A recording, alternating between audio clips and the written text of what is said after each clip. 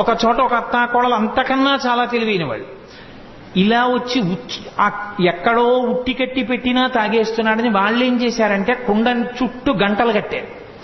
వచ్చి ముట్టుకున్నాడో గంటలు మోగుతాయి, అప్పుడు పట్టుకోవచ్చు అనుకున్నారు. ఆయన ఏం చేశాడు, పీట వేసుకున్నాడు, రోడ్లు వేసుకున్నాడు, పిల్లల్ని ఎక్కించాడు, ఆ వీపులు ఎక్కాడు, దగ్గరికి వెళ్ళాడు. ఎలా ముట్టుకోవడం, ముట్టుకుంటే గంటలు మోగుతాయి. చూశాడు పరాత్పరుడు, ఆయన శాసనానికి ఏది లొంగది. ఓ గంటలలారా మీరు మ్రోగకుడు అన్నాడు. అవి విన్నాయి.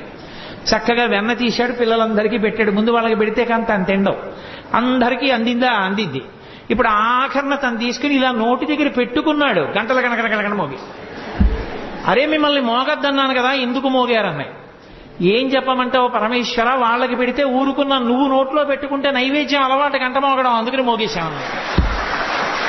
అలా ఎంతమంది ఎన్ని అనుభవించారో మహానుభావుడు.